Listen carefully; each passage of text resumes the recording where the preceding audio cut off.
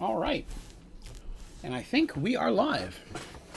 Yes, although I have cat hair all over me.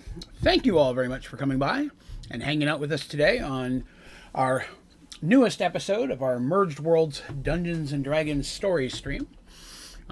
This is episode 13, which, I've told this story many times to friends and such, and I find that each time it took longer to tell. But I never got to go in quite as much detail as I'm getting to go into on these streams. So, since each stream has been an average of 2 hours or more, there's been so far more than 25 hours worth of story in the first 12 episodes.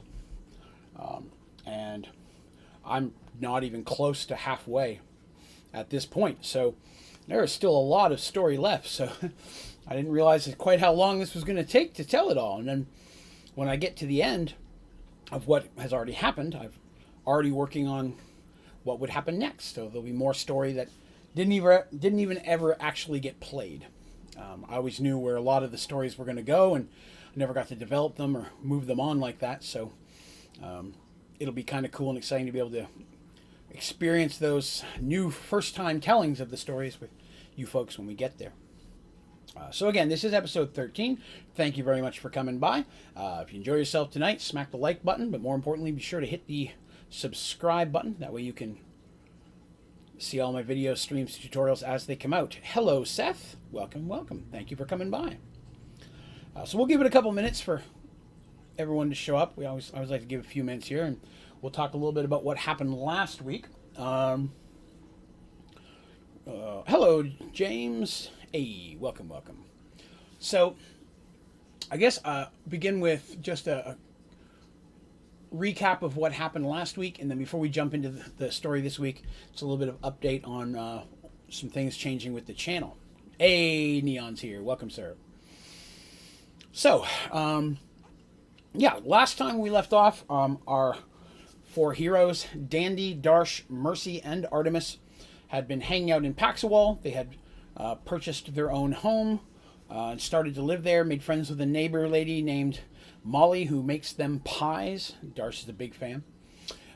Seth, I'm sorry your internet's well. And hello, Teresa, and hello, Ian. Thank you very much for coming by today. So they had a house they built up, they had their own little place, had a little secret room in the basement. And they'd been given these magical rings by Lamia, who was one of the head mages of the mage tower in Paxawal. And they're rings of central teleportation. It's an obsidian-looking obelisk, stands, for those of your audio, I guess I say about, 7-8 inches high. The rings go down about halfway. You can take them off, put them on your finger, and the ring will teleport you to wherever that obelisk is. So it will not teleport you away, it'll only teleport you home. And it was given to each of the characters as a way to help them speedy around a little bit and get back to Paxawal, since they kept traveling where they were. So they hid the obelisks in the hidden room they'd built down into the under basement area of their cellar area. And they had that to as a new way to get home. Soon after that, they heard of some military or some type of bandits, if you will, were attacking some of the towns on the northern edge of Paxawal. Some of the villages have been ransacked, there have been murders and so on. So Paxawal was sending up a military group to go up there and hopefully deal with them, and our heroes went along with them. And so they traveled north, tracked the army, if you will, or the brigands to a forest on the edge of the mountain range. Our heroes snuck into the mountains and into the forest themselves, tried to infiltrate, see what was going on. And inside they ended up finding the leader of this group was none other than Zarin, who was previously a gnome mage, or well, he still is. He was a gnome mage, but he was previously one of their friends and allies, part of their group. But he had taken the fire gem in the aftermath of the battle, and the big battle where the citadel fell, and had literally merged it into his empty eye socket where his eye had been burnt away, and had become really a fire mage at that point. They managed to fight and defeat him, gaining themselves their third stone, for those of you keeping track. Zoltan had given them the life gem at the beginning. They had gotten the water gem from the guy on the island that they defeated, and now they have the fire gem from Zarin. So after that was defeated, they also got, he had one of their chests of holding, which is a very powerful magic item they've been given very early on. And they were very excited to get a hold of that again because it becomes way useful in many situations. And with that, they returned back to Paxawal, and that's kind of where we called it a day. So that's where we're going to start today. Before I jump into that, though, a couple quick things to just touch on. I have lights in these bookshelves. I wired those all up today. Those arrived. They're part of all of the upgrades that I'm going to be doing over the next week or so. Went and picked up the motherboard today. The case came. I am now only missing a couple parts to be able to start the build of the new PC. I'm waiting on the second monitor, but I can. If I get that after the build, I'm not worried about that. I've got some new lighting coming in, which is going to definitely make this all look better. And then I need the actual power brick itself. So once that arrives later this week, if all goes well, this Thursday, we are going to be doing a long Draven builds a PC stream. So hopefully you'll be interested to come by for that. Hello, the MT. Welcome for coming by today. So yeah, we're going to hopefully have that. If all the parts are in, really at this point, all I need is the power source. Once I get it, I've got everything to build the PC. And as long as it's here by Thursday, that's going to be our goal for Thursday. And then we will have a fat PC, and a lot of things are going to start looking and being a lot better on the channel. So I'm excited to be able to give some better content that way. Another thing, the membership program here on the channel. If you're not sure what that is, on my YouTube channel, if you click the join button, it'll show you all the different perks that comes with the membership, which, speaking with the community and talking about different suggestions, we've decided to call the membership program is Draven's Dragons. So if you see anybody in the chat with a green or a blue name, that means they're part of the Dragon program. They're getting all those different perks. And I thank them and very much for participating in that program. It does help me be able to do a lot of different things and on stream and provide things like our Sky Factory 4 server, which is unlimited access if you're one of the Dragons program. So that would be very cool if anyone's interested in checking that out. But that being said, I think I'm ready to jump on into the story today. Let's see here. Ian says the lights look great, not as shiny as your eyes, but great. Thank you very much. Actually, they could be. I got a remote for them. I can make them change colors. There are like 12 different colors they can be.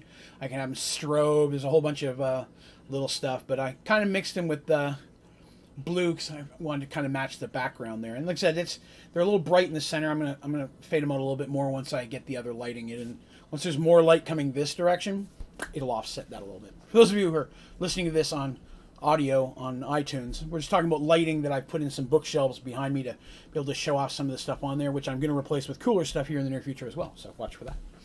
Actually, I've got a Dungeons and Dragons Funko coming in the mail I ordered for myself. If anyone's familiar with any of the Baldur's Gate stuff, Minsk and Boo are on their way, and I should have them by the end of this week as well. And that's a little something I've wanted for a while, so I'm pretty excited to get that. But we'll jump into the story. Instead of traveling all the way back, the couple of weeks it takes to get all the way from the northern edge of Paxawal's lands, our heroes did use their rings of central teleportation for the first time and teleported directly back to their house, which was very, very convenient. Dandy basically unhooks all the traps and lets them get out of there because she trapped the heck out of that room in case somebody found it while they were gone. They managed to get out of there okay. And they take a letter from the general that they've been with to the head of the military here in Paxawal, let them know what happened and what was going on. And basically that they had kind of saved the day. There's really no mention of the gem. That's something that the PCs have kind of kept to themselves. But it is something that they're immediately going to tell at the temple. After they have gone and they didn't all go at once. Mercy and Artemis, they went to the temple, and Dandy and Darsh went to the head of the military to let them know what was going on there. In the temple, Mercy and Artemis they meet with Sister Mara, again go over what happened there, the unfortunate that they had to defeat, if not kill, one of their old allies and someone who they had considered a friend for a very long time. But they are happy to say that they were able to get the gems, so they have 3 in their possession.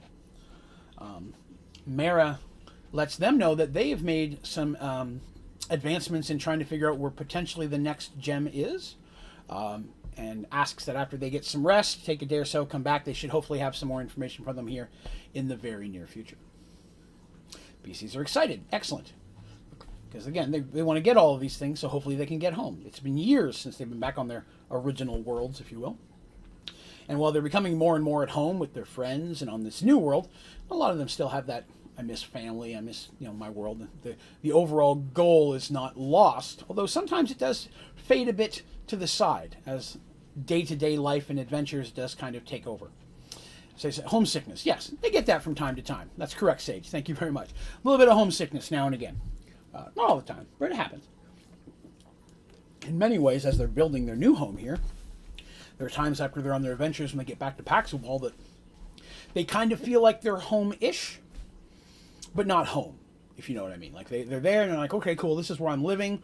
Almost like if you're on a long trip and you're staying at a house that you're renting, or maybe a hotel room, something, that's home for the night. It feels, okay, I'm back to where I'm starting from, but it never feels like this is my house, though.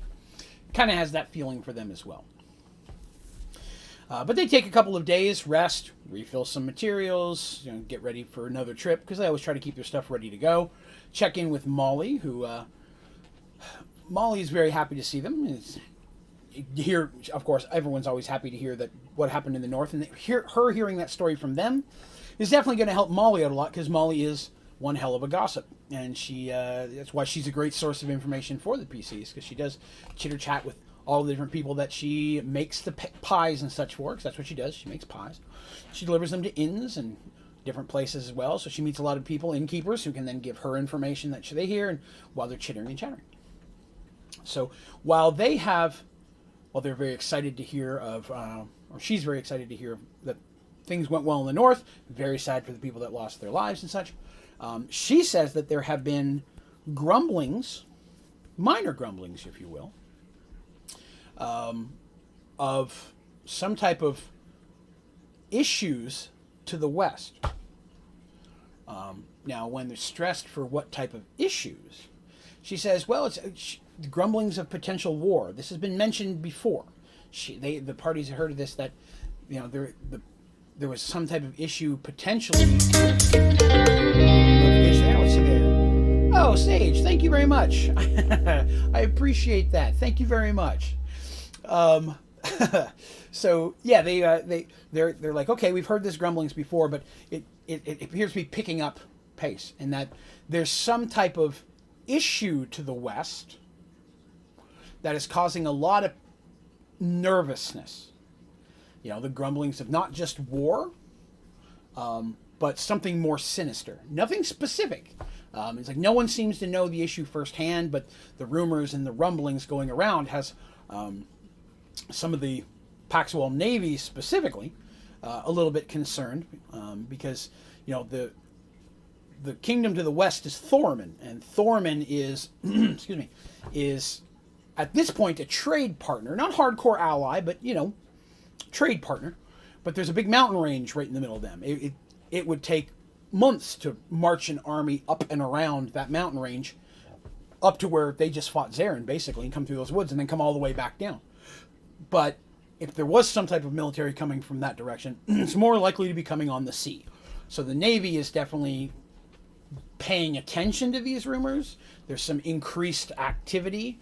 Ships have a little bit higher amount of crew on them than they used to. But since there's nothing blatant, nothing serious has been spoken of, no major military moves are being done. But there's definitely an uneasiness that can be felt in any of the trade centers, shipside bars and such, that some of the characters will visit from time to time looking for information and things. Even in the market and such, when they talk to people coming from that uneasiness of something is not right over there. So it's something that the PCs jot down, but it's not affecting them at this current time. After a couple days of rest and such, again, they receive a missive asking them to come back to the temple, which they do. And they're met with not just Sister Mara, but Brother Lycos is there. Now, we've not seen Lycos in a long time, not since they brought the box of Pandora back from them from the north. He's been off protecting that. Now, he looks a little tired, but lets him know that at this time it's actually Brother Bart who is with the box of Pandora. Of the three main clerics, it was determined that at least one of them needs to be with it at all times to protect it, because it is a source of very dark magic and they don't want it falling into the wrong hands. They also say that they may have some potential more permanent location that will better protect it, but they must, they can't, got to keep it secret. They can't tell the PCs where it's going to be. That's not very secretive. They trust them, but who knows what's going to happen if PCs get captured or whatever, magic spells cast on them. They just can't take that chance. The Pandora's box is drastically too important to let it get out there.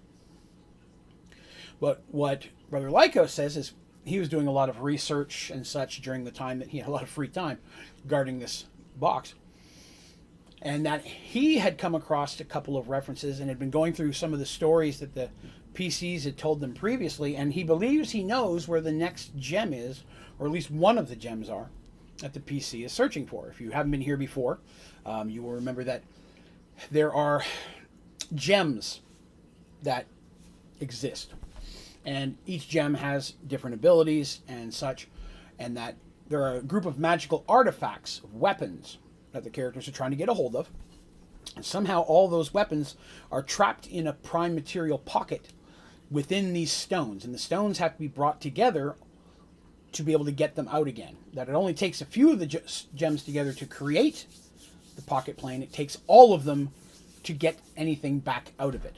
And there were several of them at the large battle at the end of what you could call basically chapter 1 of this entire story. PCs have 3 of them now, which again, they have the life gem, which is currently merged to Artemis's staff, which gives her additional healing abilities and additional healing spells, boosts her healing overall. The gems can be merged to any item, and what you merge them to will basically depend on what ability it gives it. Again, you pour the life gem sheet, attach it to a water skin. It might give healing waters every time you drink from it. Every time you put water in it, could be a healing potion. So it just depends on what you do with it. It will merge to come. What does PC stand for? Oh, I'm so sorry. Player characters. In Dungeons and Dragons, and in many video games as well, you are the player character. These are the characters that the people are playing in Dungeons and Dragons. They have their character sheets. The friends and such are playing those characters.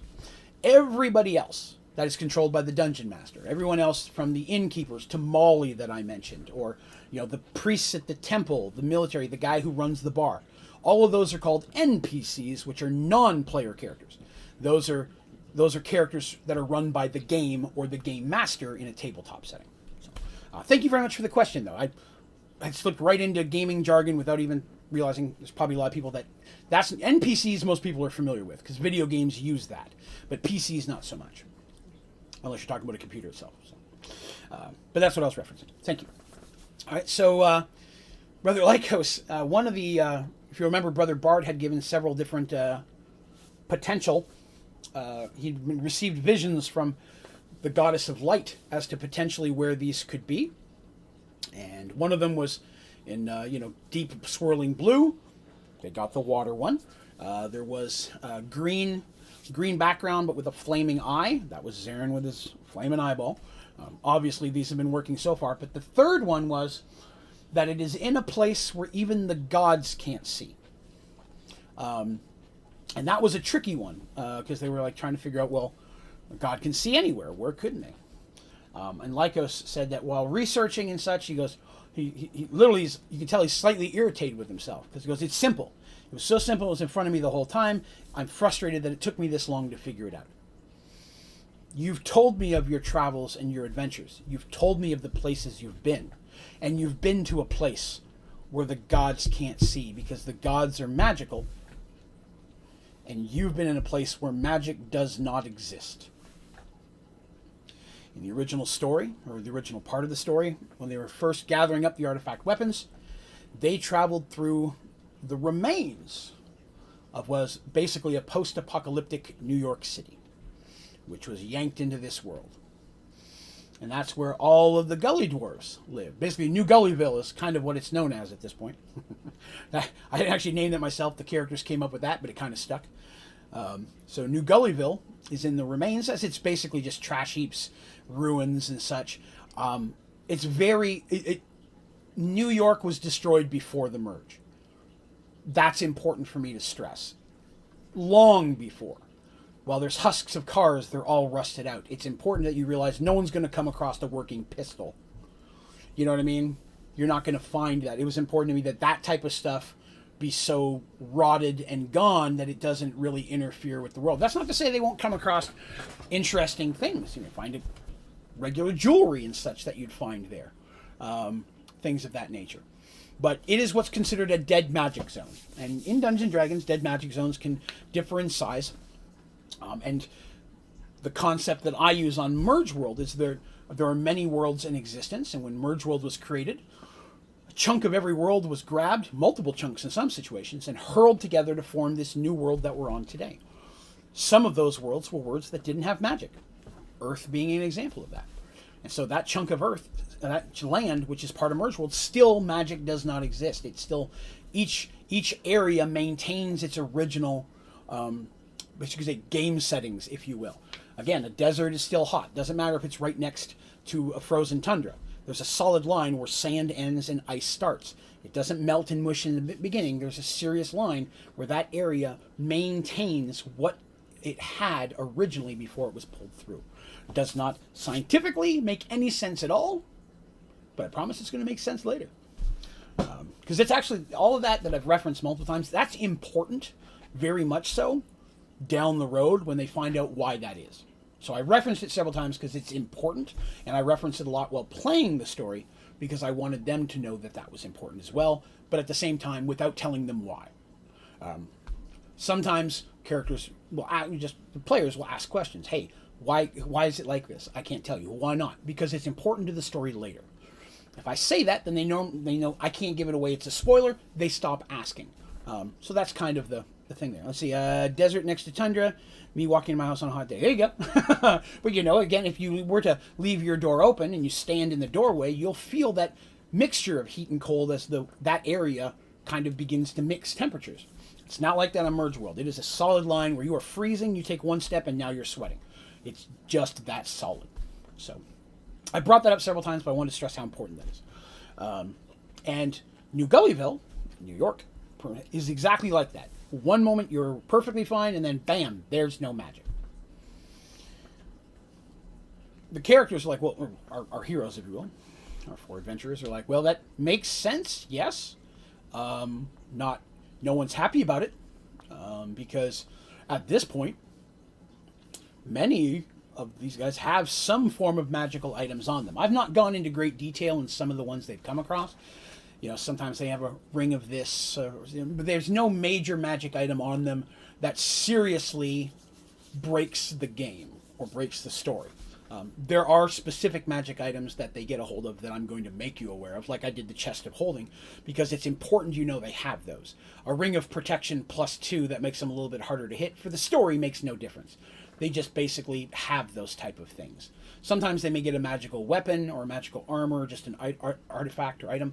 I will specifically let you know when there's an item of importance, because at that point it's going to have an effect on the story. And there are quite a few out there like that we're going to run into. Some of them temporary, some of them permanent. But the little stuff, a Ring of Featherfall, you know, unless it seriously affects the story, I'm not even going to mention it, kind of thing. And that's just some of the real basic early magic items that characters normally find in a Dungeons & Dragons story. So they're like, okay, well, we know where we got to go there then. That looks like where we're next. We have to head up north. Because that's a good distance away. It's on the opposite side of what is known as the Valley of Sacrifice, which is where their battle happened. That's where the Flying Citadel fell upon the army below, and thousands lost their lives as multiple armies fought together. The Valley of Sacrifice is where they technically died, and where Zoltan brought them back. The clerics also ask the characters, while you're going up that direction, it's a little bit out of the way, they would like you to cut through the Valley of Sacrifice, because there have been rumors of things seen in the valley.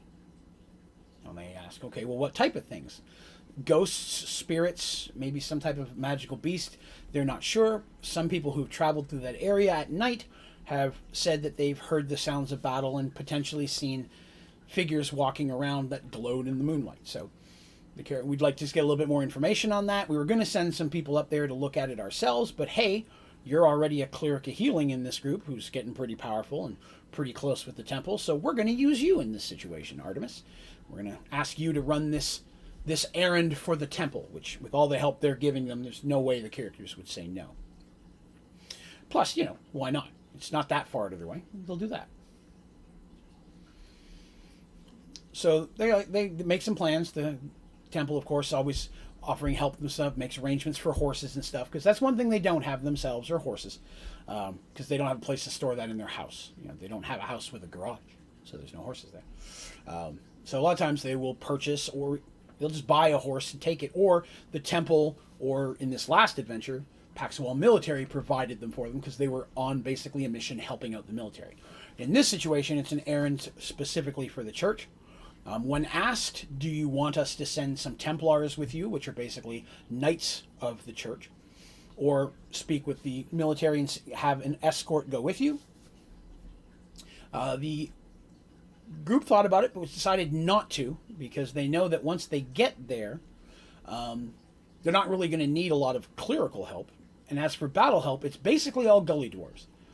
Gully dwarves, if you're not familiar with, are one of Dungeons & Dragons characters. They're basically shorter than a normal dwarf, a little bit shorter, actually a little bit shorter than even a gnome.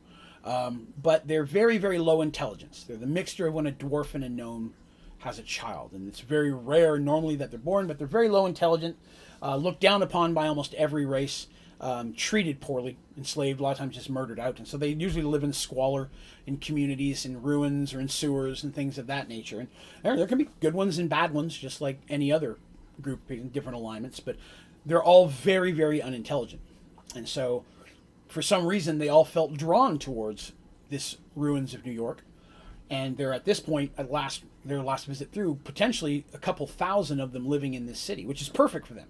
Ruins and stuff, there's still rats and animals and stuff running around. They live on that type of thing, plants that are still growing in there, and then just living in the rubbish. So they're like, we want to go in there. We go in there with a big military force. That could really scare the gully dwarves. And we'd spoken with them once. If we can speak with them again, they may be helpful to us. Walking in there with a military group, they may hide, because this is a huge piece of land and it's a giant ruins.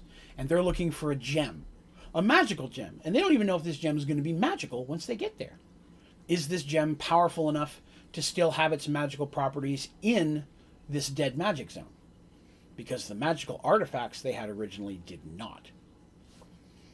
And those were unbreakable any other time. Not that they were trying to break them, but they definitely lost their magical abilities. So they take a couple days. They do take some horses. That's something the temple arranges for them, because, again, Darsh is a minotaur and Darsh is a big guy. If you've not been here before, our four characters are Darsh, who is a male minotaur warrior. Black fur. He has 1.5 horn. One is half broken off at this point. There's Artemis Silverstar, who is an elven cleric of healing, Tavian being the god of healing.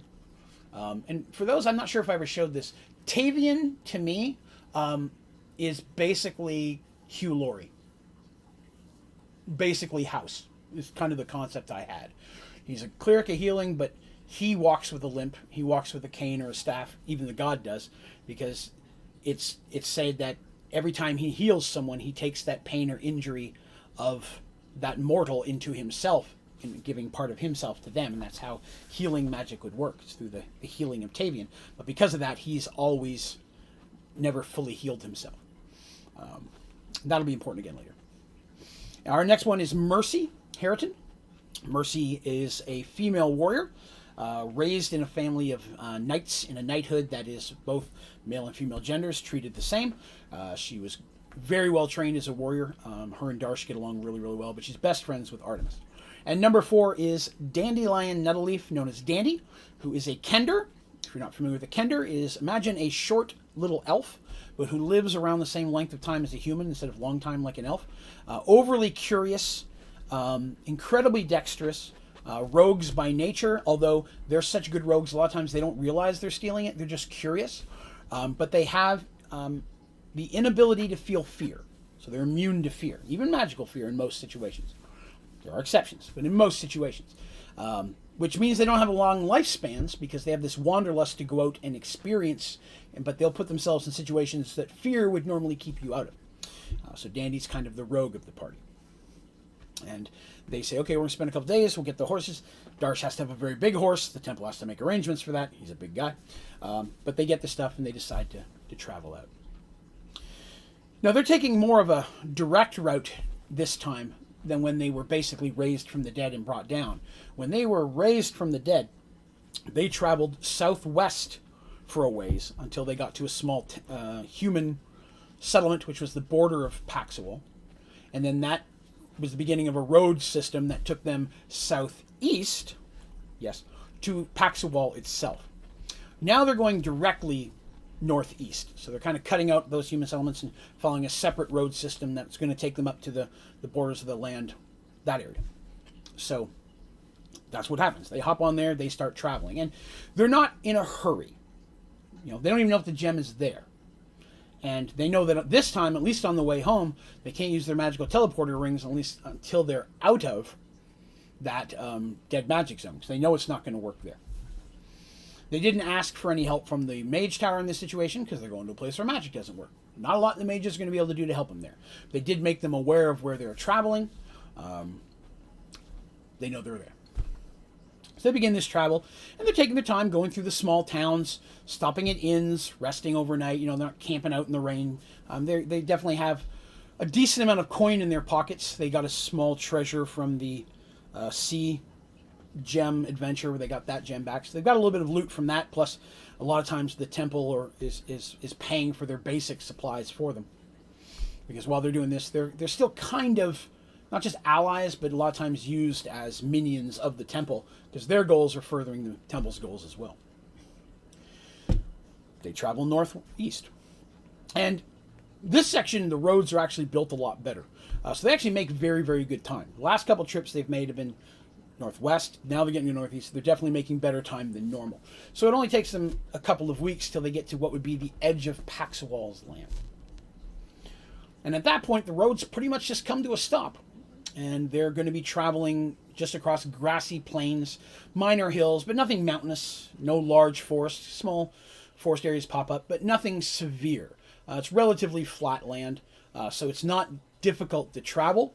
In this area, at this point, it is getting to be early fall, early to mid-fall, I'd say. So as they're traveling, the temperatures are cool but comfortable. At least in the lands that they're traveling through currently. Who knows what the other lands are going to be? They could walk into winter and then into spring within a 5-foot stretch. So these things happen. I do mention the date of the time of year at this point because I have my own calendar for this world and everything. Trust me, I had a calendar for every year that we played, changing the dates and everything. So I have all that for when it's needed, different names of the months and all that kind of stuff. So I'm not going to go into that in the story because it's not important, but I have it. I have a lot of information on how time works in this world. But I do have holiday seasons, and when we did play the adventure, a lot of times I did try to have a Christmas-themed event when we were playing around our Christmas time. Halloween-themed events every year. So not right now, but down the road, you're going to see some of the adventures are going to feel very holiday kind of themed parts of the adventure, and that's because I timed them around that specifically. It was just something fun that I tried to do that the group we were playing with really seemed to enjoy.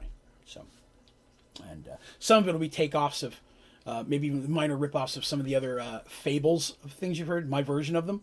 But I think they're different enough that you'll enjoy them. But we're not there yet. So they travel, and as they're traveling, one of the things that they do ask, especially the further north they get, is they start asking about the Valley of Sacrifice, which is the name that was in it. It's a big bowl-shaped valley, very large. A flying citadel came flying over it. A battle was underneath. The citadel fell, crashing into the ground, killing a bunch of people, mostly monsters, to be honest. It fell towards them, but it killed a lot of people. And that ruins is still there in the valley itself. And people that they talk to say that no one really will go into the valley. The valley doesn't give off any type of fear. It doesn't seem spooky. But what they keep hearing is that at night, anyone who's traveling through there or camping on the edge of the valley, because it's, again, very plains-like there, so there's a lot of comfortable places to be on the, to go all the way down and back up the valley is more work than it's need, but going around it around the edge would be very, very common. It's like someone took a perfect ice cream scoop and just scooped out a valley. But they say that they see spirits and ghosts are seen down in there, and so people try not to be near the valley at night. They ask, has anyone been attacked by these specters? Have there anything where they've sought them out or woken up to find them, stealing their loot or trying to kill them or anything like that? And they say no. The spirits seem to move as if they don't realize anyone's there. They take this information like, okay, we'll have to check this out ourselves. Now, we, of course, as adventurers, are going to have to go there and clearly stay there at night because that's what we do. But we'll go and stay on the edge and see what we can see. So after several days to about a week, most of being outside the last village, the edge of what is Paxawal's land, and there's a small military group there. They say, hey, we're from Paxawal, we're traveling through. They're like, okay, well, best of luck to you. They make their way towards the Valley of Sacrifice. This place is important. More so in the future, but a major event happened on this world here. One of the first big ones. And that had an effect on the world itself.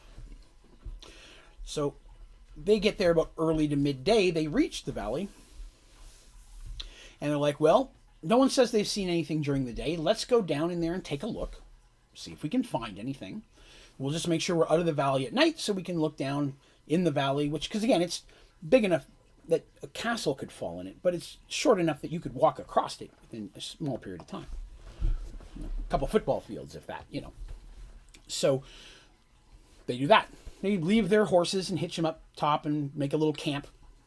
They haven't seen anybody in a while. There's no signs of anything. They don't have anything of real value up there, so they feel comfortable leaving it there because they can kind of see it from the valley's bottom. They can see their horses and stuff up there. If they see any brigands, they'll run up there and smack them around. But nobody tries to steal their stuff, so that's not a concern.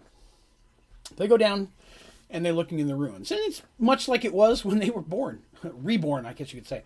When they crawled out of the rubble, and Zoltan, the demigod, brought them back, who they've not seen in a long time. I'd like to point out. He said they probably wouldn't, but they've not seen him in a long time. They make their way down, and they're just looking around, and it's much like it was. Until they get around to the east side of the rubble. Now, as I mentioned, that as the citadel fell from the sky, it fell down and tipped. So it was kind of right over the middle of the valley. So as it fell and it landed and tipped, it's going to lean more towards the west because that's the direction it came from. It tipped. So imagine the Titanic sinking. As it fell, it cracked and pieces were falling off, so it didn't fall as one solid log of a castle. Part of that, even when it hit the ground, exploded. But part of it was very stable, was a big chunk of rock. So in the middle of it, there's literally a chunk of earth sticking out of the ground with the remnants of the rubble of like a tower that was literally tipped right over with pieces of it around. Now, a lot of those pieces, it's been over a year at this point. Grass has started to grow over them. There's no really trees in this area, but the grass and the vegetation has grown over it. It was dirt and rock to begin with. There's still some big rock pieces sticking out of the ground, and definitely pieces of stone that have been worked into the building itself. But when I get around to the east side, almost directly east, they're surprised to find, because this is right, would be the base of that big chunk rock, the solid piece of stone, the largest piece that sticks up out of the ground. Which, when I say sticks up out of the ground, is a huge rock. I mean, even though it dug into the thing, it's probably 15, 20 feet at least high, this giant rock outcropping and jaggedness, which they expect to find just rubble and dirt as it collapsed upon itself. And it is for most of it. But directly on the east side, there's an opening. And not just an opening like a crack, a perfect arched doorway. Lined in stone. Like someone just came there the day before and dug it out. And Within this doorway is a set of smooth stone stairs going down. This is not, obviously, was not there when the castle fell. There's no way everything else was destroyed. There's no way this would be perfect. And again, the stairs are built down. The castle's on its end. If it had been that way, the stairs would not be perfectly going in the bottom. You understand? In the center of the bottom was technically a metal grate you could see down to the battlefield anyways. It was like a donut of rock. They're like, well, we're going to have to check this out. Dandy, of course, goes first, checking for traps and tracks. Finds nothing. In fact, finds no dust, no speck of dirt. As they make their way down, they have some torches, even though they all have some form of infravision or the ability to see at night. For those of you who haven't been here before, Mercy has a magical tiara kind of thing that she wears, like almost like a metal crown headband, that lets her see in the dark as if it's daytime. So she can see better than most of the ones with infravision can.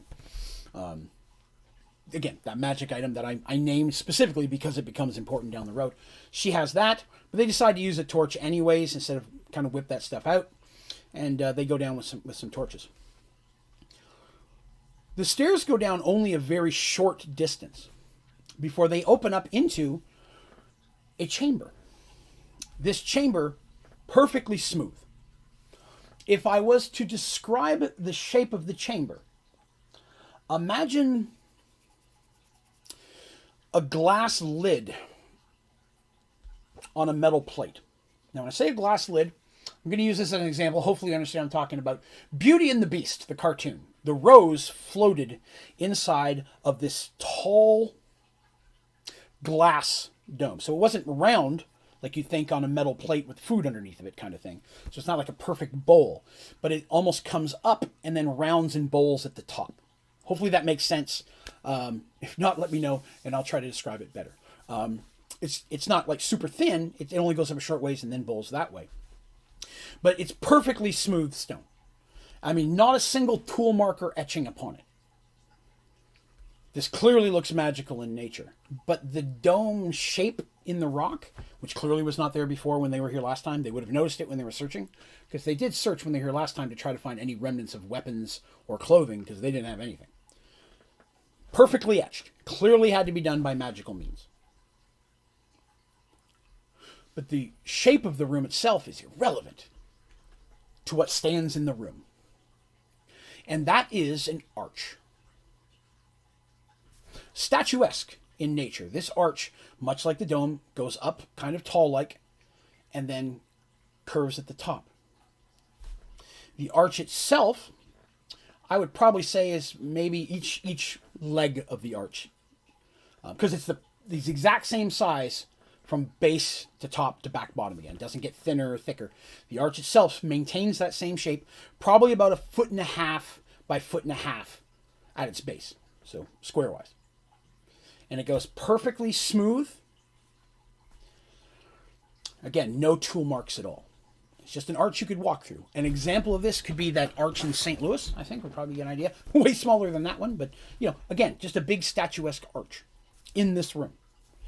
The room itself has a glow to it. There's no light source, but it's not pitch black. If you were standing in there and then they put their torch out, they can all see enough.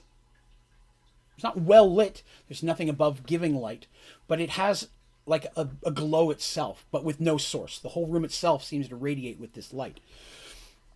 They go up, of course, they have to check it, as you would. Dandy checks for traps. There's nothing trapped about it they can find. Artemis says, I'm going to go ahead and see if I can detect magic on it. Now, the way detect magic spells work in Mergeworlds, when you cast a magical spell, it'll cover an area or a range, and the brightness, it'll cause something to glow. Doesn't make it where everybody can see it glow, but the caster can see it glow. And the brighter the color, or brighter the glow, the more magical something is. There are exceptions to this. Some magic items give off a glow even though they're much higher powered. That's part of what hides them. That's part of their magic. But on average, the brighter the glow, the more magical something is. And the color of the glow can help identify what type of magic it is. Is it a summoning magic? Is it a conjuring magic? Is it an illusion type kind of magic? Although illusion magics themselves can almost show up as anything if it's a good illusion. But that's how a detect magic spell works for a cleric and a mage the same way.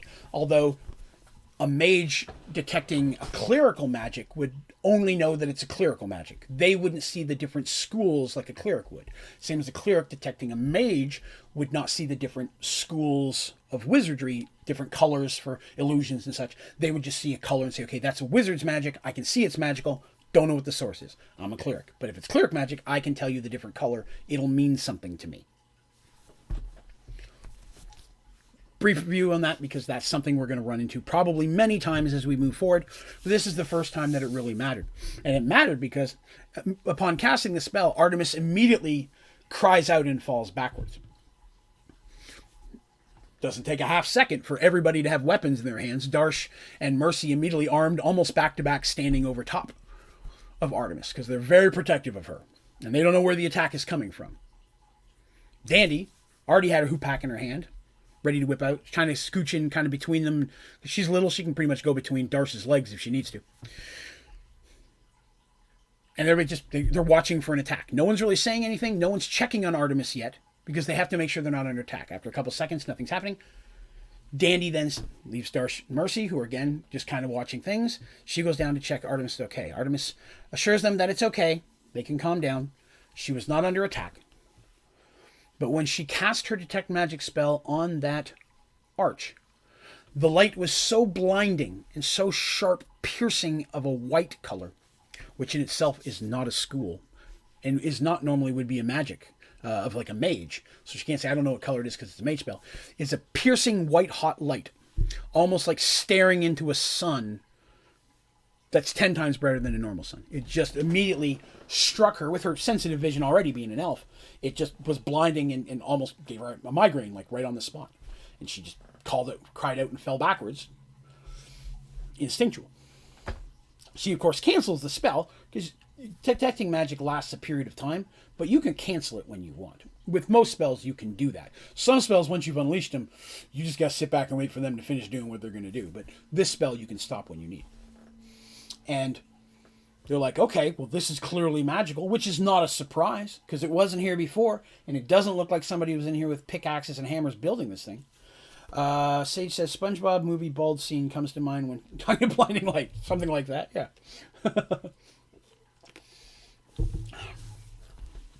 So they know it's very magical. But they've already touched it by this point. They've looked at it, relatively closely. Dandy has, checking for traps and such. They're a little more cautious now, but they still are investigating it. They want to find out what this is. It's definitely not normal. And they want to report it to the temple. Maybe they can send some mages up here who know more about magic to look into this. They don't have a mage. They do wish they had a mage right now, but they didn't bring one. But looking closely at there are no etchings on it at all. And it's a whitish gray color. To us, you could say it almost looks steel-like, but it's not steel. Kind of that color of like a polished steel. And completely smooth. And when they touch it, it actually has a bit of a warm feeling to it. And it feels as smooth as glass to them.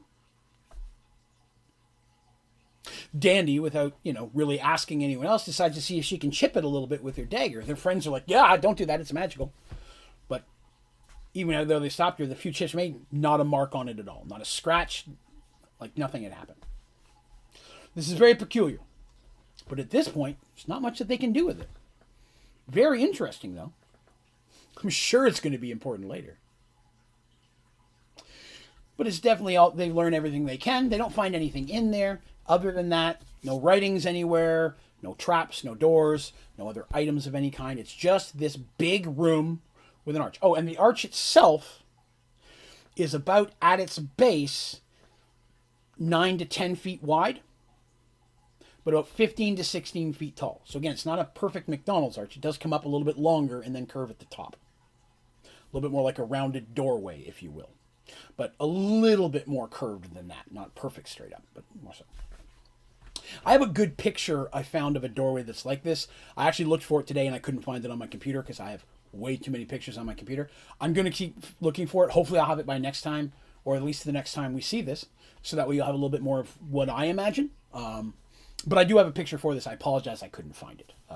And I tried just Googling it, and I couldn't find one that matched what I wanted. I didn't want to throw one up that was only halfway there and then get the wrong thing stuck in your heads. So, cool archway. Very, very magical. Very, very cool. Very important. Just not right now. But they definitely take all the notes, all the stuff, make sure that they're aware of this. Clearly it's magical, no tool marks, all that kind of stuff. But it's getting late. They want to make sure they're out of the valley before nighttime, before darkness falls. So they make their way back out, completely unmolested, nothing hurting them, no signs, no problems. Horses and stuff are up there. They make their camp, and they wait for night to come. And sure enough, much as what they've been described, in the evening as the moon comes out, and this is important, as the moon starts to shine, they can see the silhouettes of figures. And sometimes they'll be there and they won't, and then there'll be some over here and some over here, then there'll be a large, there'll only be 2 or 3. And it's very easy to them, all being experienced in these type of things, that it's the battle happening. These are the spirits that were fighting in this valley back when this battle took place. And sometimes they're the knights, sometimes they see the gully dwarves, humans, orcs and half-orcs that are attacking. I mean, there's the spirits of everyone kind of thing that was fighting in there. Reliving that. And sometimes a spirit will only be there for a couple seconds. They'll just make a couple movements, then be gone. Sometimes it'll be a couple minutes. They're reenacting a battle scene, and then someone dies or something, and then that one fades out. But they watch it for quite a while, again, keeping an eye on it, but the spirits don't make any attempt to come to them. And Artemis, being the most magical here, says these are clearly spirits that are somehow locked to this place, reliving this over and over. At least that's what she sees. I don't know if they're actual spirits here or if they're just echoes, because those are different things. That's not her area of expertise. She's a healing spirit, not a death spirit, a death cleric. That's a whole nother thing. But she says, definitely we want to report this to the mages, because the cleric's going to want to send something up here. Probably the mages too, because that did not seem like cleric magic in that archway thing. But this stuff here is also not, could be cleric or magey, a little out of range. We need to make sure that the temple and the mages both know so they can come up and figure out what's going on in this valley, because this is relatively new, they're hearing. The spirits didn't happen when they were first here. There was no rumors of it back then. And of course, this wasn't an arch there either. So are these things connected? Time will tell. But as normal, eventually they realize they're going to have to head out the next day. They're going to have to get some rest. And they take turns being on watch, as they always do when they're on their adventure. And the order normally is that Mercy goes first, Darsh goes last. People in the middle can fluctuate depending on who's there. But usually it's going to be Mercy first and Darsh last. That's how they like to roll. Darsh will sleep first, get his rest, and then he'll handle the last part of the shift, if you will. Dandy and Artemis take turns, although they usually take turns a little bit shorter than Mercy and Darsh. Especially Artemis needs her time to pray and study for her spells anyway, so while she's watching, that's a lot of times part of when she does that. And the night moves through relatively quickly. But about that time, 1 second while I take a drink. Delicious. It is Artemis's turn at watch. And going a little tired of watching the figures relive this battle, an elf who values life normally, cleric of healing even more so, watching these poor souls having to relive the final moments of their lives, which for many of them probably ended in just a violent death of some kind, really, really weighs upon her. Bums her out, if you will. So she finds herself more often looking away from the valley, kind of watching the moon and just watching the plains, some trees in the distance. And it's a nice night, a little breezy, but nothing real bad. She's just kind of sitting back, enjoying the evening. The spirits make no noises. I forgot to say that. There's no sounds coming from the valley. The valley is very, very quiet and peaceful sounding. But she does get tired of watching these poor souls die over and over again. And she doesn't quite say that she sees the same ones popping up over and over. There are many, But it's hard to say, oh, there's that guy again. Oh, there's that orc again. It's hard to see that. But it is something that they all watched for a little bit.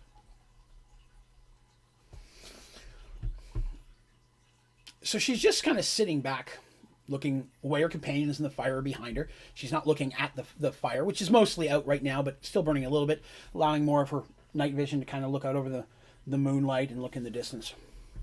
And as she's sitting there, she can't help just, it's a beautiful night tonight.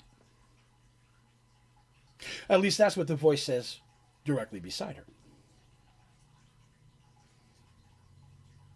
She turns very quickly because, somebody just said something in a voice that she does not recognize. And is about to call out to her friends, but stops. Sitting just a few feet away from her, comfortably leaning back like she is, looking in the same direction, is a man. But unlike any man she's ever seen. Doesn't even know if it's human. His skin, he looks human-like, although his hair is long and white as snow, pulled back a bit, past his shoulders. Skin relatively pale, very, very white-skinned, but his ears are slightly pointed, almost like an elf's. He looks at her and smiles with genuine interest. No animosity. He said, "Do you not agree? It's a beautiful evening." She nods her head a little nervously. He looks at her friends and says, "Don't worry, they're asleep. They won't wake until I'm ready for them to." "You all are getting around here. I've seen you before, I saw you many, many, many months ago. When you first walked out of this place, oddly enough. You're back again. And I can't help but tell you I'm intrigued. I'm getting all sorts of little things. Please don't misunderstand. I don't spend all my time worrying about you, but I have heard rumors occasionally of some of the things you've been involved in, and they're not small feats by any means. Even more so, the gathering of these," and he holds up his hand, and in his hand is the fire gem and the water gem that they have. He's holding them both in hand. Gathering these, plus the little green one on your stick over there, that's no small feat either. These are incredibly powerful. And in the wrong hands, they could do a lot of damage.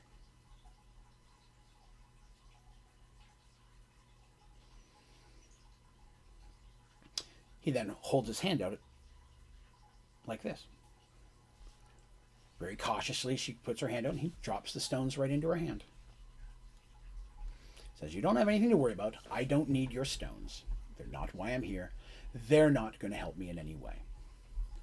But you have been traveling, and you traveled a lot, it seems, over the last several years from what I've heard. So I want to ask you a question. Have you seen anyone at all that looks like me? Maybe not identical, but close. But maybe with darker hair. Someone who shares my other physical attributes. Have you seen anyone like that in your travels?" Artemis, trying to be courageous, says no. Hears her voice crack a little bit and then is immediately irritated with herself. But she says no. He smiles a little more and he goes, "I was afraid of that. Do me a favor, won't you? If you see someone who shares my attributes, but again, has darker hair than myself, see if you can get a little information about where they might be staying. If you do that, I would be greatly appreciative." Artemis says, "I'm sure we can look. I mean, is there a reason?" And his eyes get a little bit more troubled. He goes, "It's imperative that I find him as soon as possible. Just keep an eye out for me. And it might be better if you didn't tell your friends that we had this chat. I know you're going to want to, and if you choose to, of course, it's your choice, but it might be better if you don't, for their safety.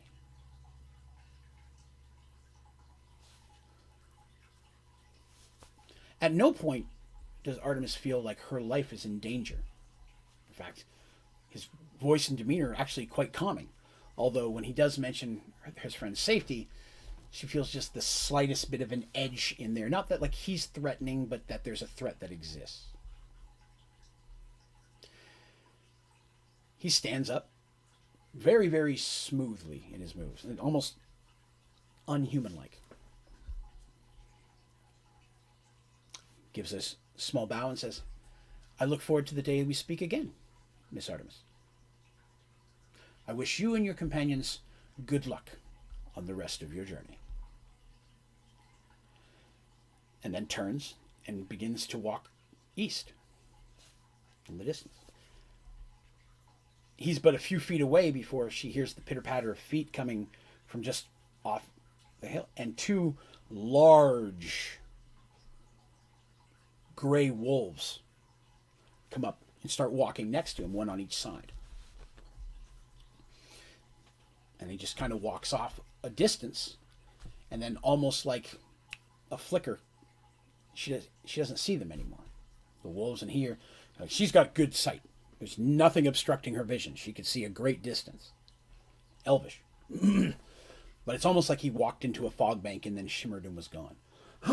Excuse me. Although there was no fog, just he and his wolves were suddenly no longer there.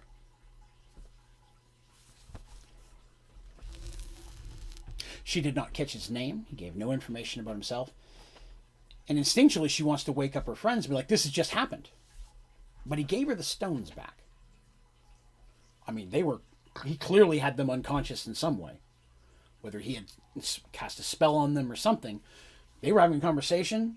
I mean, Darsh and Mercy would have woken up hearing a voice they did not know. They weren't that far away from him. They're only 5, 6 feet away. So clearly they were ensorcelled in some way. But he gave him, so that he has power, but he gave her the gems back. And while she wants to tell them, something inside of her says she needs to not do that.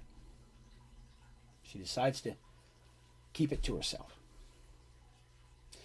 She quickly goes and returns the stones back to her pouch where they would have been, over in her bag, over there. In the chest of holding, surprisingly. So dude somehow got in the chest of holding, did all that without her knowing. That's important too. Because there's a command word for the chest of holding.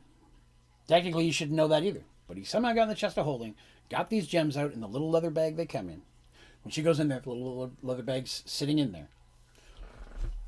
They keep it in there, so spells can't be cast to find it, kind of thing. Now I have a picture for this character. And he's important, obviously. I went into a lot of detail about this little meeting. And I'm going to show you what he looks like. I want to tell you that when I created this character, I had never seen this picture. 2 times in all of my story writing I've done have I come across an actor or a picture that 100% perfectly matches the picture that was in my head. This was the first of that time. The second one we're not to yet. But this is what the character looks like, and some of you who play other fantasy games might recognize him. Let's see if I can find it here. That's our guy. Now, if you are listening to this on the audio version, I will be posting this picture up on my website, Onlydraven.com, under the Characters tab at the top. That's where I put pictures and actors. Yes, Neon, this is the guy.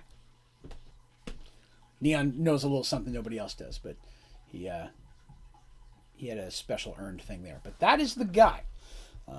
If you play Magic the Gathering, you'll know that this is a character from that game. Understand that I created this character before I ever saw that picture, possibly before that character existed in Magic. Granted, I've been playing Magic. I played Magic a long time ago on the tournament scene back in the mid to late 90s. Long long before he was ever in the character there. So it was cool when I came across this picture, because every picture of this guy is perfect for the guy that Artemis just had a short conversation with. But we'll find out his name at another time. But that's it. Okay. So, oh, here we go. Here, Sage says, "Oof, I have work at 6 in the morning, so I'm a dip, shower, then sleep. You take it easy." Hey, thanks for coming by, Sage. We appreciate it. This video, of course, will be up immediately afterwards. So if you want to check out the rest later, check it out on iTunes. I'll have it up on iTunes normally by tomorrow night. It takes about 24 hours to get the audio version up there. But thank you very much for coming by, Sage. It was a pleasure having you. All right, so soon Darsh wakes up to relieve Artemis from her watch, take over for the rest of the day. And, you know, yeah, everything okay? And she says yes, but she's very quiet. And right off the bat, Darsh is like, that didn't seem normal.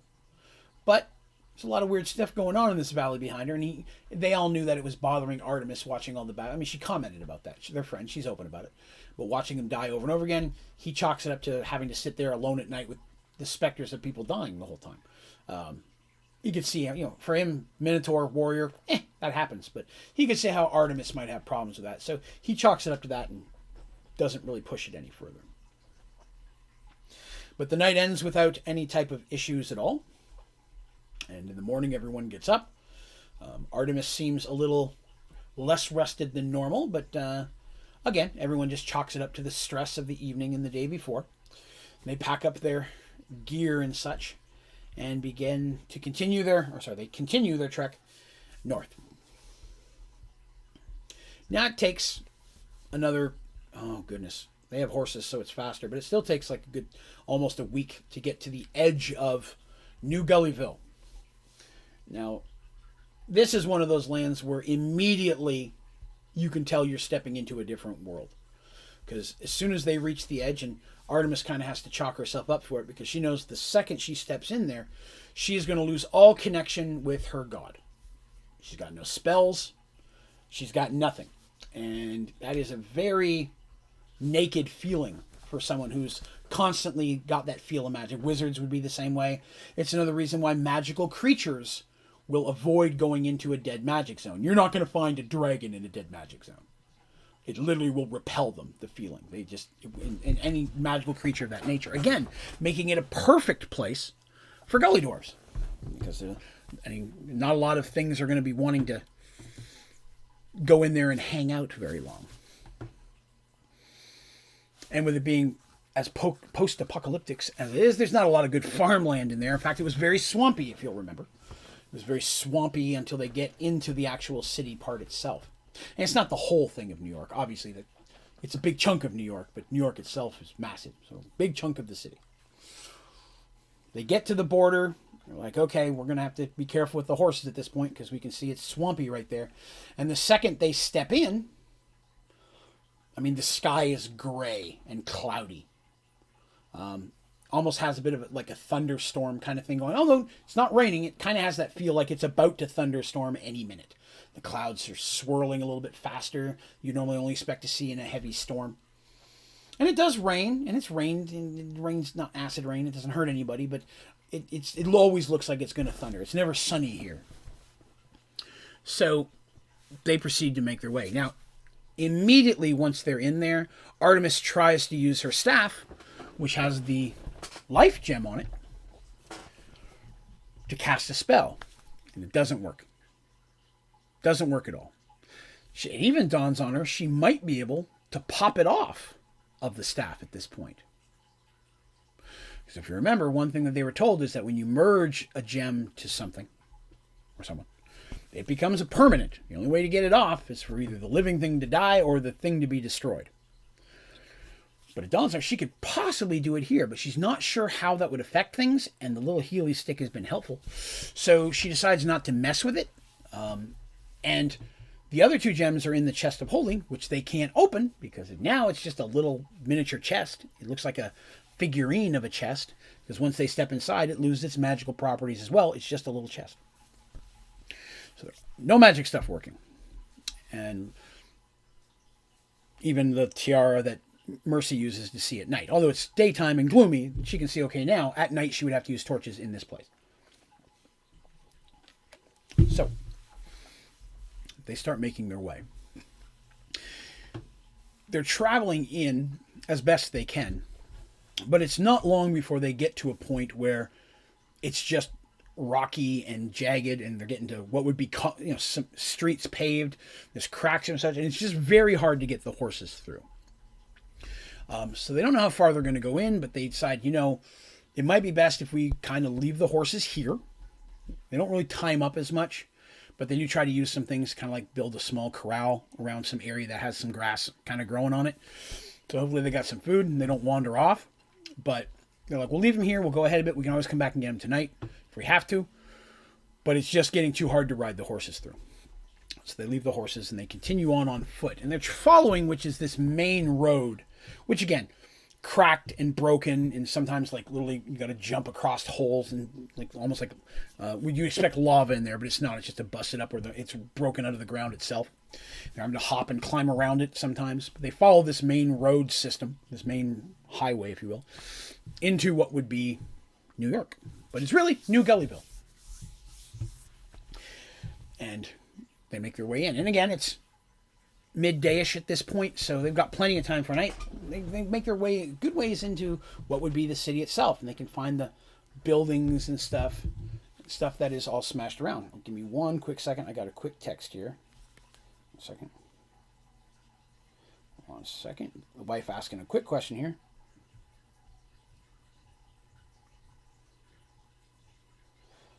There we go. All right, sorry. Quick question about an errand I have to run tomorrow. Sorry. So they're making their way in, and they're getting here, and you're going to see they come across things which would be busted down cars, the glasses long shattered out of them, tires all deflated. Clearly, they've been sitting there. The rubber's rotted away. It's almost perfectly obvious that these vehicles have been sitting here. These, whatever they are, they don't know it's a vehicle, whatever they are, have been here 20, 30, 40 years minimum. Just rust on them. The glass is shattered out in most of them. They don't understand what it is. Looks kind of like it was some type of carriage looking thing, although they can't figure out where the horses would hook on. All that classic kind of thing. And they're making their way in, and they don't see any signs of life. No gullies. No anything else. And they didn't come into this area the same way they came out last time. So, and of course, a couple of these ones weren't even here. But they're not traveling in the same way, so they don't see anything they recognize, like the big broken sleeping green giant, which was the part of the Statue of Liberty that was left. They don't see any of that where they are. But they get the feeling like they're being watched. Yeah, everybody has that from time to time, but they all feel that way. Even Dandy, who's not nervous by it, but Dandy, who is probably more acutely aware of things like that, she's like, I feel like we're being watched or followed, but I don't see anybody. And it's hard for someone to stay hidden from Dandy at all. And occasionally you'll hear crumbling of a piece of building falling down. Because again, there were skyscrapers here. Most of them are broken by a big chunk, but there's still some high ruins. You'll see at areas of large buildings where chunks will just break off and fall, wind hit it the same way. And that happens in any old ruins when things are starting to, the earth gets shifted. You can imagine a lot of this is built over a subway system, that a lot of that's caved in at some point, which is just going to make the ground just very, very weak and lurching at times. Earthy quakes, kind of stuff like that. So they continue on. Now, they get to a point in the road where there are several of these chariot things, cars, that appear to have been moved recently. They're even flipped on their sides as much, almost building a bit of a wall blocking this road and such. Now, they're not stacked on top of each other. Nothing like a dragon picked it up and dropped it. But something is moved, and they can tell from the earth and stuff that was around it, it's shifted. Like, well, something's been here, and I don't think a gully dwarf is going to be smart enough to figure out how to flip a car. So now they're concerned, what if it's not just gullies here anymore? Now the weapons come out. They may not, what weapons they have may not have magical abilities, but they're still razor sharp and treated really well. And they're going to be able to at least physically do some things here. Artemis, probably the least useful in a physical combat. Even she knows how to use her quarterstaff and her whip, because she has a whip. That's her secondary weapon. I think I've mentioned that in the past. Those are the two things she uses. She can still swing a stick and do something, but they have to go on. You know, they're looking where you're going to find a gem hidden in all of this without any magical ability. They have to find someone to help them. And they're hoping the gullies may have come across it because they're scroungers. They like shiny things, pretty things, much like a Kender or somebody would. So while they may not see it for the value of it, they may not realize it's a magical gem. They may think it's a pretty stone. Like maybe someone's seen it. They can find it. And that was their goal, their hope, was to get here and find some of the gullies. Now, you remember when they were here last time, they wanted to leave their little friend Moog here. Moog was, the gullies had realized that Moog, after traveling with them, was a little bit more world-weary and knowledgeable than they were, and asked him to stay and teach them to be warriors and heroes like that.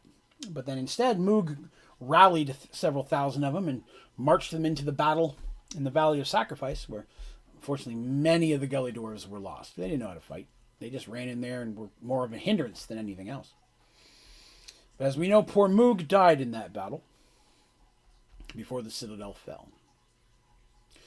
So who could be leading them now? And obviously, not humans. Something smart here. So they at this point are having to squeeze through these cars because there's space to get between them. Darsh is the one that has the hardest problem, of course. But for Dandy, it's still pretty easy. For someone small, you could get through pretty easily. Someone big like Darsh, it's harder, and he actually has to climb up and over a couple of them. Again, him being his height, it's not as bad for him. Even a car on its side, Darsh is at, 8 feet tall or more. I think he's, even before horns, I think he was at 7'8". So I mean, he's not going to have a big time hurling himself over one of these vehicles, but it's definitely irritating. Darsh does just that. Jumps right over the car and lands on the ground. And then just keeps on falling. His friends, squeezing through the vehicles, hear Darsh call out in shock. They try to hurry through, but as they come through the other sides of these sideways cars, they hear a loud clicking and popping noise. And suddenly they're all hurled to the ground. Something heavy lands on top of them. Some kind of net, if you will, with heavy weights around the edges, pulling them down. They all fall. As they begin to try to flip over and get out from underneath of it, there's the sound of footsteps, and then thunks as each one of them is knocked unconscious. I smile because I remember when this actually happened. I remember the painstaking preparations made to try to keep something like this from happening. And then the characters did exactly what I needed them to fall into this. It was very lucky on my part. Darsh, as I mentioned, fell not a long distance, but enough that he wasn't expecting it. And he's winded. And he looks up, and all he sees is a couple great big rocks coming down at him. And then he's out as well. Excuse me. It's funny because I'm looking at Sage's super sticker from earlier there. Super chat where it says, "That's not a boulder, it's a rock." I saw that when that came out, and I'm like, how prophetic some of this is going to be today. So they wake up, of course, eventually. And they find themselves in some kind of strange building. Now, of course, I say strange building, it's strange to them. To us, it would look like a regular building because they're inside of a kind of building. But they're in some kind of room. and there's literally some type of bright light shining in their faces. And they're all tied, sitting on the ground. Their hands are tied behind them. Their feet are tied very well. Darsh, chains. Immediately, flexing his great strength, the chains strained, but held. Even though they looked a little old, they're relatively decent condition.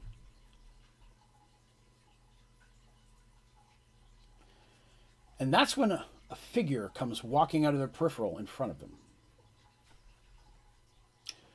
The man, or should I say gully dwarf in front of them, is clearly a gully dwarf. Short, but unlike any gully dwarf they've seen before. His hair is cut into a sharp mohawk, and there's paint or tattooing on his faces. He's wearing some type of leather belts, where he actually has several weapons, knives, and a small warhammer on one side. Leather strappings that clearly could hold some other type of weapon on his back. And he's muscular. He's cut. I've never seen a gully dwarf like this before.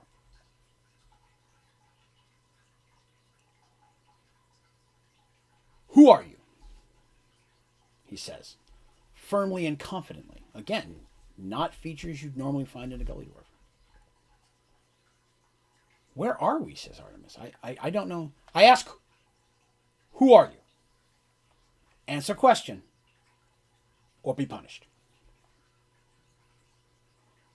Darth's like, listen here, you little turd.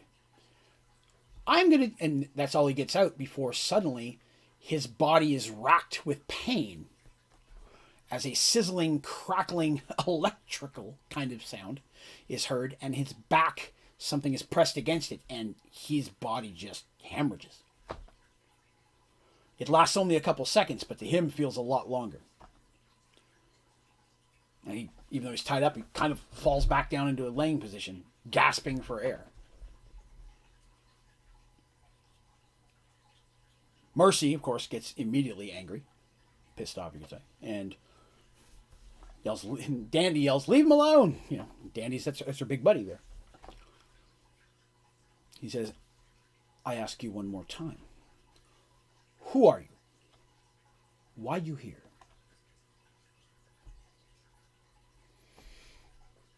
Artemis says, we don't mean you any harm.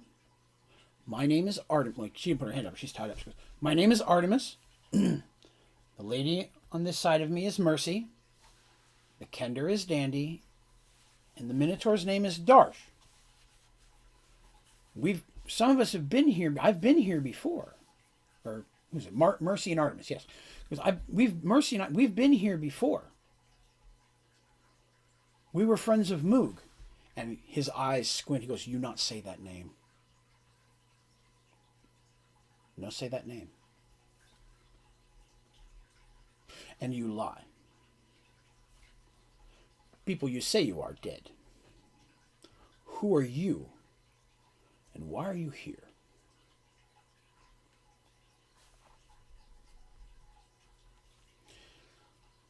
Artemis is a little flustered. She's not sure what to say. Mercy, upset, is trying to stay calm and let Artemis do the talking. She's usually a little better in these situations. Very elegant elven voice and such. But Darsh struggles back up to a sitting position, but his wind is still out of him. He's having a bit of a hard time breathing, but, you know, that happens when you get electrocuted. It's Dandy's the only one that notices that each time the gully's asking a question, he then looks over their head for a moment to something behind them before looking back. She doesn't say anything, but she notices this. Artemis says, I assure you, I shouldn't put her hand up, she's tied up. I assure you we are who we say we are. We did not die, and we have been your friends in the past. And we mean you no harm now. We're looking for something, an item, a small stone. And we believe it may be somewhere here in your city. We're just looking for this small stone, and then we're going to leave. We don't mean any harm to you or your people. We want nothing else from you.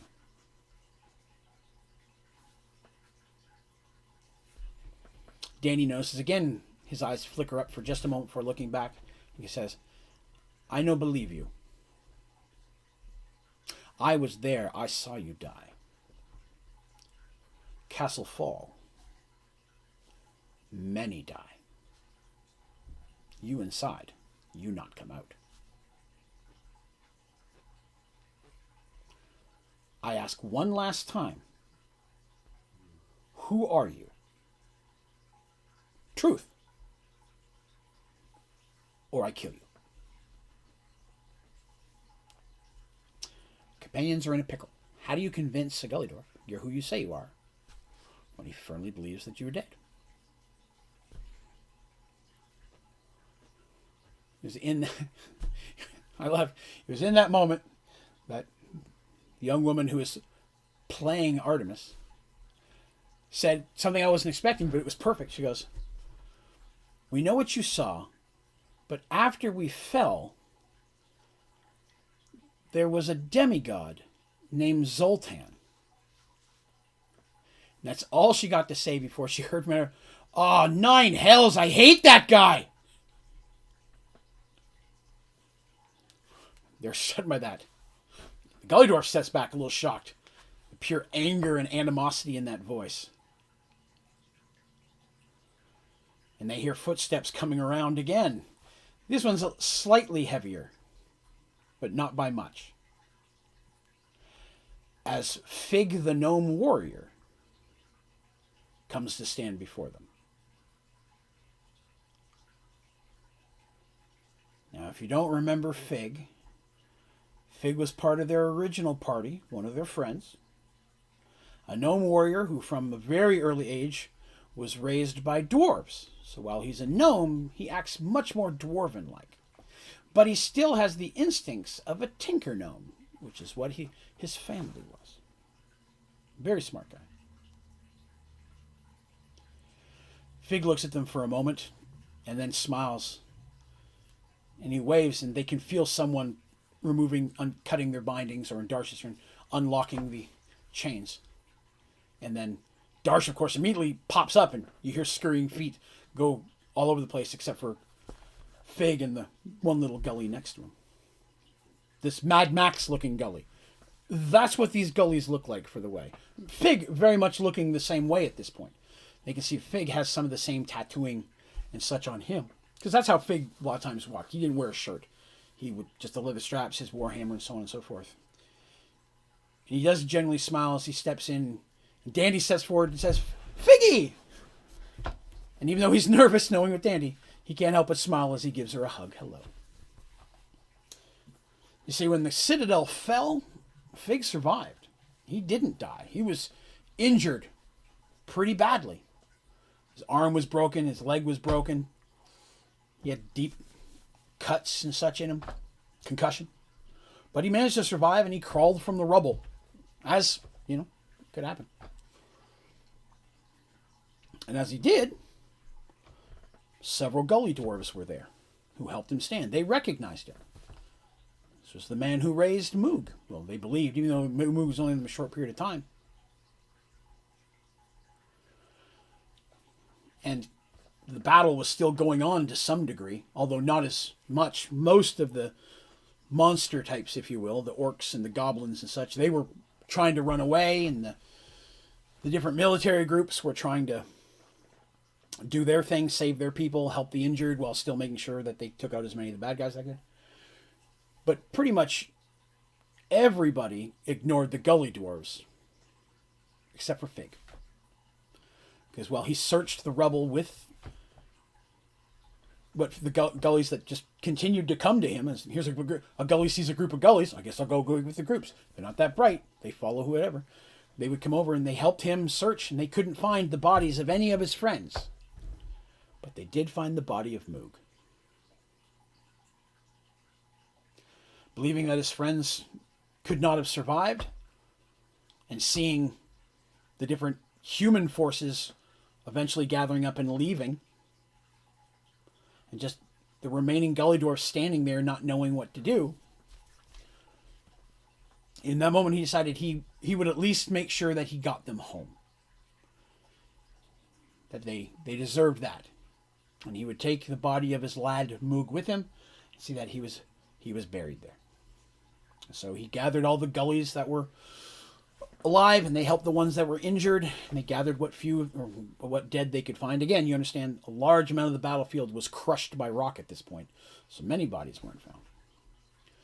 He gathered them up and did his best to lead them. They didn't know what to do, but they knew him from when he was there before. They followed Moog because he'd been betrayed by them. So they followed Fig. And it was a long and difficult journey for them. There were no supplies, trying to find food on the way. Gully dwarves, excellent at scrounging, though. The odd bunny, the odd rat here and there, berries, whatever. And gully dwarves, incredibly strong constitutions. They can live off stuff most people would not consider eating on. But they did manage to make enough that they were able to make their way back to New Gullyville. And once they got there, of course, there were still many more gullies there. They didn't bring them all. There were way more gully dwarves there than the characters ever realized. Several thousand beyond what came to the battlefield, which is a good couple thousand, what Moog could gather up in a short period of time. And some of them living as separate communities, different groups, not really war at each other, but almost like different large families living in different parts of the city. Getting there, Fig was in no good shape himself. There's no healers there. He had no magic to help him. Splinting his own wounds and doing the best he could, he decided he would stay to rest, at least until he was healthy enough to travel. But as he was there healing, the gullies kept coming, asking, what should we do now? Well, we need to bury the dead. Okay, how do we do that? He showed them. Well, what do we do now? Well, you need to make sure you're protecting yourself. There's a lot of army out there. Some of those creatures may come this direction. You don't want to get attacked. Okay, how do we do that? Well, you'll need weapons. Okay, how do we do... And Fig found that he was teaching them things. And in many ways, they weren't as dumb as people thought they were. They weren't book smart. But if you taught them a simple action, they could learn that. And sometimes they could get very good at it. You couldn't teach them a lot of things. You're not going to teach them math. Teach them biology, but you could teach them to make a weapon. You can teach them to sharpen a stick. Teach them to swing a hammer and aim for the middle of whatever you're swinging at. And before he knew it, Fig was looked at as the leader. And more of these communities came together, hearing that, hey, here's someone teaching how to live, how to protect themselves. Well, we want that too. They're eating better. He's trying to teach them the way. They can't really farm, but he can teach them a bit better at foraging. Maybe keeping some, instead of killing an animal and eating it, keeping it and breeding it to make more. Even if it's something as simple as a rat. Find a chicken here and there. Raise some chickens, whatever the case may be. The basic stuff he was teaching them, but that basic stuff was so beyond anything that anyone had ever been willing to help them learn in the past, that they took to it. Especially someone who's going to protect him. And again, someone not that much physically larger than themselves. Before he knew it, Fig was literally king of the gullies. It was never an official proclamation. No one gave him a crown. It just was taken that I'm in charge. People do what I say. And Fig saw in the gullies much what the dwarves saw in him when he was found. Here's a group of people that are weak, that need help, need protected. We're going to take them in. And he felt good about it. He felt, hey, I'm actually doing something. I feel like I'm at home. I'm not just wandering around on some damn god's quests or looking for some magical this or that. I'm helping people live. I'm teaching them things they need. I'm being a leader. And he was good at it. And he'd been doing that ever since. And so he taught them how to make traps, how to protect themselves, how to use basic engineering stuff, how to flip a car. Again, he's a tinker gnome at heart. They wouldn't, he couldn't say, here, do this, now go do it over there. He has to watch, and you lift this stick, push on this, push on that. They're good at taking orders, especially considering he helped them get fed. helped keep them safe, kept them warm. Started gathering things like blankets, making sure everybody has things. Started finding buildings people that they can live in to be more of a community type. And it was going very well. He had his own little small gully dwarf army. Not all of them were armed in weapons, of course. Only some of them had that type of skill. Some had skills in other ways. Because, again, they can't learn multiple things. But the ones that he learned had any basic skill or any type of courage at all, he made those his warriors. Those are the ones he taught to fight. Those are the ones that patrolled the borders, came to tell him when anything was coming. The ones he, using old batteries, figured out how to use electricity from a battery and shock somebody. He's got some interesting traps laid about there that maybe we'll hear about in the future. But that was Fig. Still has his hammer. Still has his hammer. It doesn't have any magical powers here, of course, but it was forged by the dwarves that raised him, and he's got that. And after telling them the story, he's like... And so that damn god, or the damn gray man's got you out looking for more trinkets. What is it you're looking for this time? Artemis shows him her staff with the gem and goes, this is the gem, and explains their side of the story, what they've been doing. How the magical artifacts they'd all been looking for are now inside this pocket of existence that they need all the gems to get. That they've already found a few of them. They live in Paxawal. These are the adventures they've had. Artemis doesn't mention the dude she had a conversation with a few days ago. Keeps that to herself. But pretty much everything else they say. We've got several of them. They're in the chest of holding. We'd show you. But we can't open the chest. He's like, I understand. He's like, well, this is a big place. This is a very, very large city. And it's all ruins. There could be a million of those stones buried in here somewhere. And you'd never find them.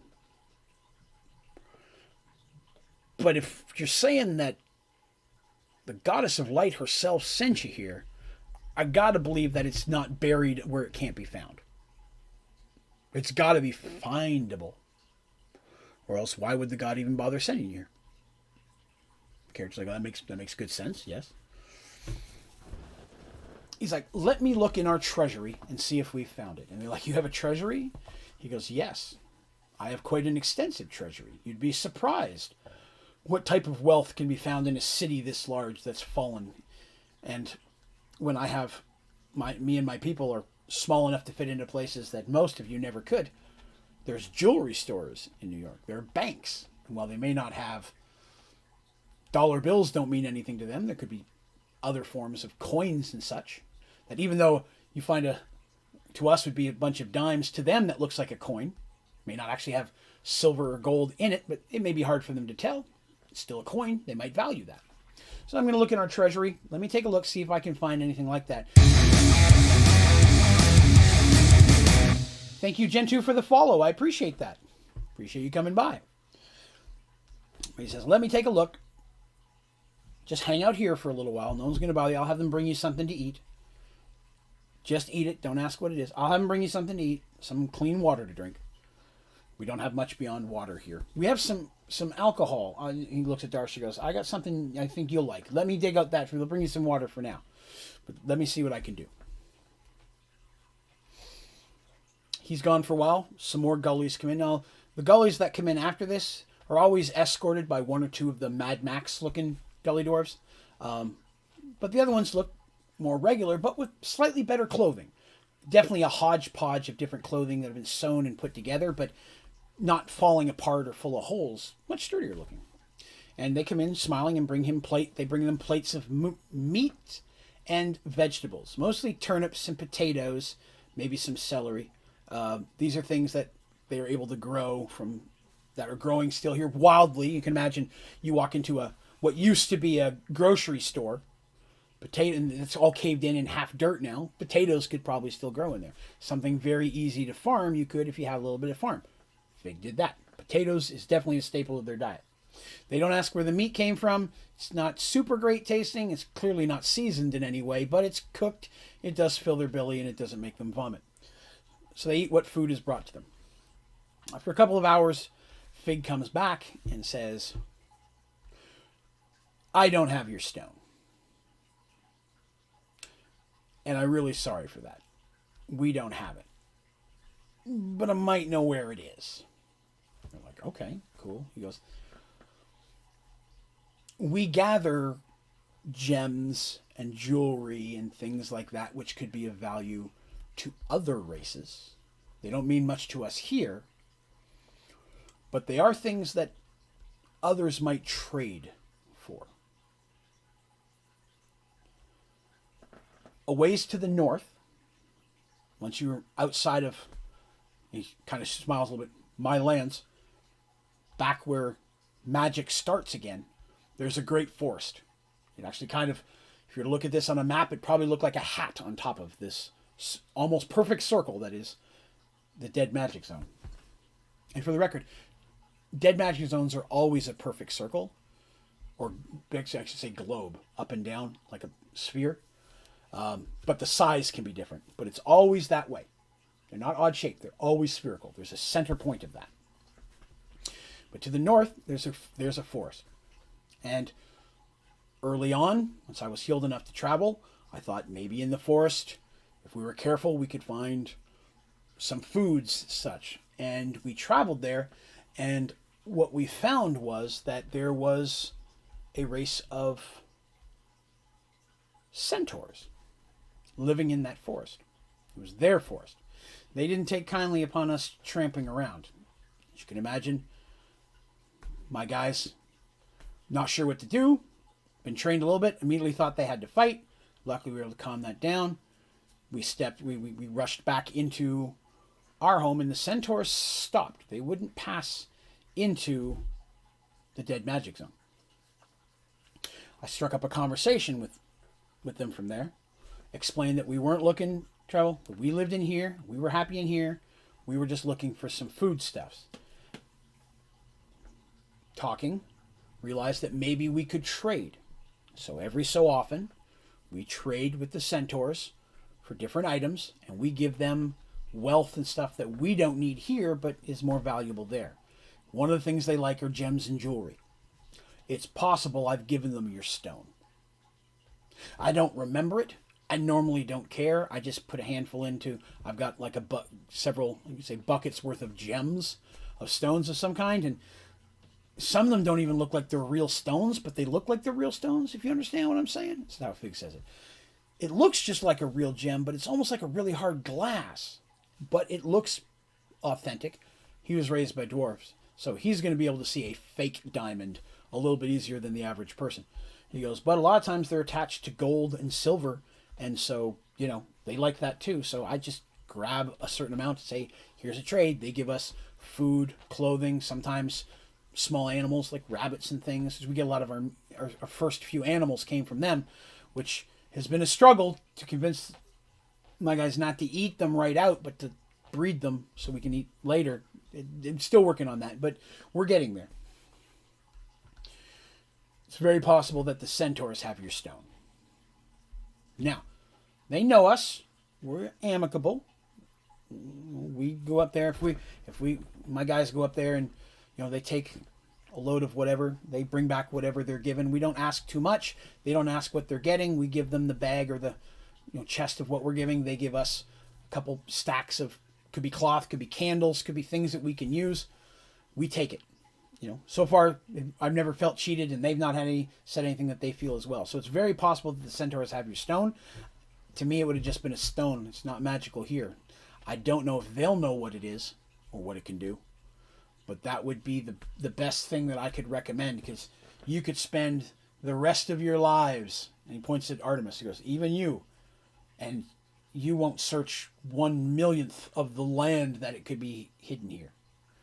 That, I think, is your best course of action. And they're like, wow, it makes sense. If your gems and wealth are what you send up there, and these do look like they'd be valuable gems, that makes sense. I guess that would be the best place for us to go. And they kind of look at each other, and they're looking at me, will you be coming with us, Fig? Fig smiles and shakes his head and says, this is my home now. This is where I live. I'm happy to help you when I can, but these are my people, and I got to take care of them. I won't even be traveling with you to the north. I'll send some of my guys. They're the ones that normally head up there.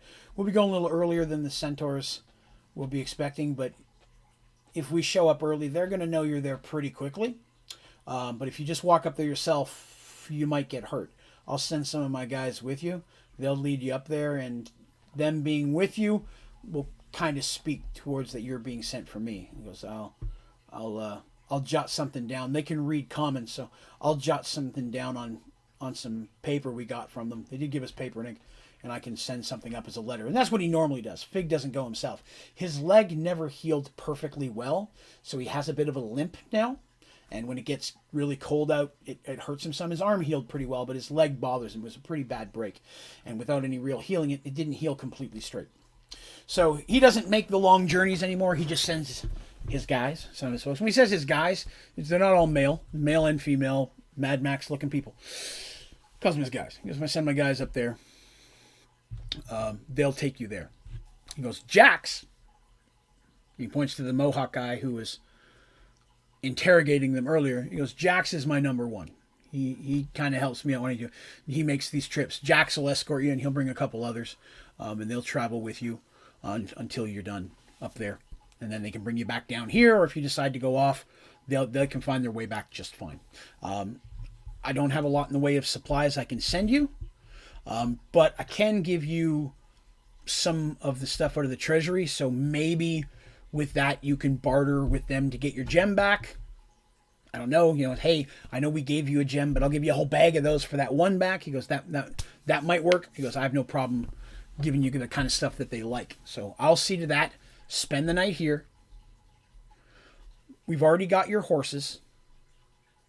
And for now anyways, I've convinced everyone not to eat them, so they should be fine. If you don't come back through this way, I'll do my best to get them back to your people, or at least see that they're, not lunch. We'll do our best to make sure they're treated well. He goes, to be honest, having a horse sometimes wouldn't be that bad, I'll tell you. But he goes, yeah, we'll take care of them for you, because you're definitely not going to be able to take your horse to the land is even harder to travel through the north. We've got some paths we found you can go that way. So they agree. They spend the night there in that building. Fig says, we're going to keep you here. And for the record, he was on the other side of a two-way glass. It's an old police station. It was actually an interrogation room. Fig really liked that two-way glass once he realized what it could do. But he says, you stay here. I'd rather you not be out mingling with my folks, because most of them will be pretty scared, and I would rather not. He kind of thinks we're saying this. I'd rather not them become accustomed to you. You understand, folks like us normally aren't going to be kind to my people like we are.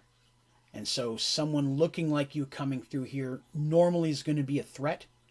I would rather they still view them as that for their own safety. I hope you understand. And they're like, no, well, we can understand that. I mean, they all know that gully dwarves have been horribly abused through history. No one, and even the elves and Minotaur, I mean, all their people are guilty of it at some point.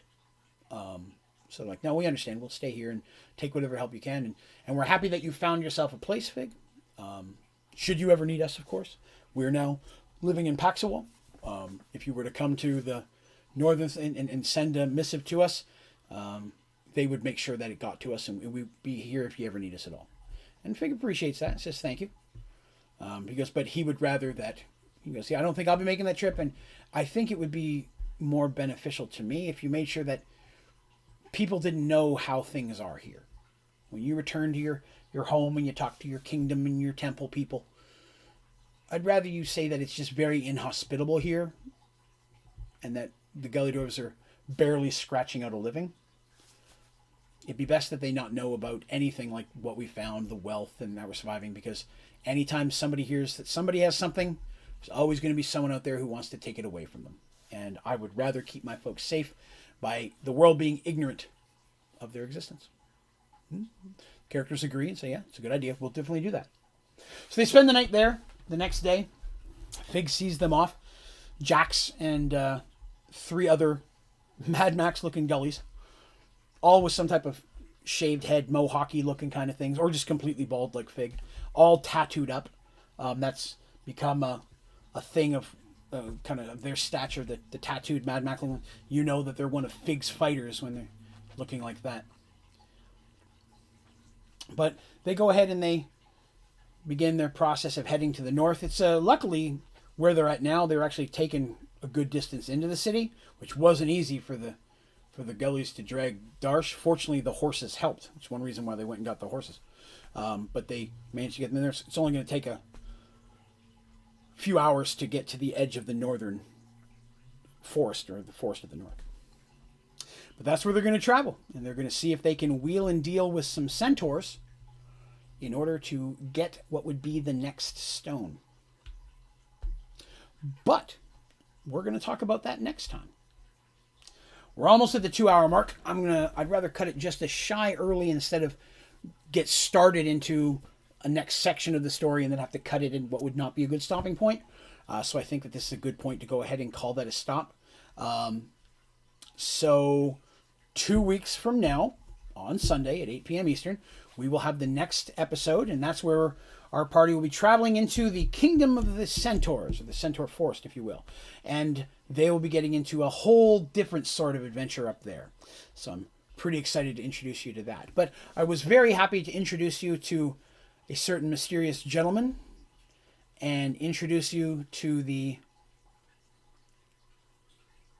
arch. I'll go with that name again. Arch underneath the Valley of Sacrifice, and New Gullyville and King Fig. Because this also gives the allies, the party, hope that if Fig survived, and clearly Zarin survived until they had to kill him. And when they told that part to Fig, Fig was like, well, I never really trusted the guy. Sorry that had to happen, but I'm not really going to shed a lot of tears there. But it also gives them hope that maybe Shadow and Willow were out there too, which are the other two members of their group that are at this point currently unaccounted for, as well as Michael, who was the human knight and dandy love interest of the first section of this story. Hopefully maybe he survived as well. So, and then we know Rafe already survived. He was already up in there, so that's good. So more people are surviving. That's a good sign. Maybe all the ones that dead, Zoltan brought back. So hopefully that would be the case. We'll find out eventually. But yeah, the centaur section of the story is going to be pretty cool. I've got some, actually, I think I may even have a map to show you from that one. I'm right now just getting into, within the next episode or the one after that, I'm actually going to be getting into scripted D&D, which means, I've said this many times, a lot of the story I've told up to this point, all the books and papers and maps I had from that were destroyed in a flooding basement. We're almost to the point where I have everything from that point moving on still saved. So we're almost to the point where I'm going to actually start reading you bits and pieces of the same thing that I read to the characters. So little snippets of, you walk into a room and blah, blah, blah, blah, blah. You're actually going to get some of the same exact info that they got as they got it, which I think is going to be really, really cool. I think it should bring a bit more of a D&D feel to this, because then we'll be getting to some more specifics, such as some of the battles and the monsters they fought. A lot of those things, it's hard to remember which battle was where up until this point, but we're at the point where I'm going to get to be able to bring out some specifics. I'm very excited about that. So let's do a little quick cleanup there. So if you were hanging out today and you enjoyed yourself, thank you very much for coming by. I appreciate it. Please click like if you haven't already, but more importantly, please remember to hit subscribe. That way you can see all my videos, tutorials, and streams as they come out. You can also go to my website, Onlydraven.com. If you go there at the very top, there's a link that'll take you to our Discord. Join up our Discord. We talk about Minecraft, video games. We got some about health, charity work where we work with Extra Life, as well as there's some dedicated to Mergeworlds. So if you like D&D and stuff, I'd love to talk to you about D&D and stuff. And maybe if you have questions about the story, swing on in. If you're listening to this later, same information. If you're listening to this on iTunes, come on by and join up the Discord. It's very active. We've got a lot of great people. I'd love to talk to you about the story if you have questions and about the characters and different things like that. Be happy to share that with you. You'll also find links to all my socials. Specifically, I recommend Twitter. Twitter is @Onlydraven. If you follow me on there, I'm putting out more and more stuff and trying to be more active on Twitter. So definitely keep an eye out for Twitter if you're going to follow any of them. But you also find links to all my streaming schedules, stories, and such like that. We also have some brand new stuff on the ODG store. I'd like to show you here real quick. Pop these up real quick. We've got a brand new art print done by our artist Shadowcast, who does all the channel art. This is the new one. The name of this design is called Dravencraft. If you go to the ODG store, you'll find different cuts of shirts. There's different cuts of shirts. There's stickers. There's also the mugs as well as some Mergeworld merch and things there as well. If you have any questions or something you'd like to see on the store, let me know. Throw it in the comments. I can look to putting it together for you. But we got some great stuff there. And for those of you that are part of the membership program, those of you that are Draven's Dragons, remember you get a 10% discount on that. If you're not sure where to find that code, please reach out to myself or any of the mods on the Discord. And we will be happy to get you that information. Yeah, you guys get a 10% discount, cumulative, and anything goes on sale, it's on top of that. There's a lot of great perks that come with the membership program, so I do recommend checking it out. If you click the join button on my YouTube channel on any of the pages, it'll show you all the different perks and such that come with that membership. It's a monthly thing, and then anytime I come out with new perks, I just keep adding them to that same level. So you're not going to see higher, more expensive ones to unlock stuff later. It's just one, you get everything I can think of. But I think that's going to do us for today. Again, thank you all very much for coming by and listening to my story today. I really, really appreciate it. We're getting to some seriously meaty stuff, and I'm excited to get to share that with you. So thank you all for coming by. Special thanks to all my dragons. Thank you very much for being part of the program and helping me keep everything up and running. And on top of that, extra special thanks to my moderators, Neon, Gus, and James. You guys help me keep everything on track. So I really appreciate that, everyone. Thank you all for coming back. Tomorrow night, we'll be streaming Sky Factory 3 at 8 p.m. Eastern. So swing on by and we'll see some more Minecraft. But that is going to do us for today. Thanks, everybody, for watching. Have yourselves a great day.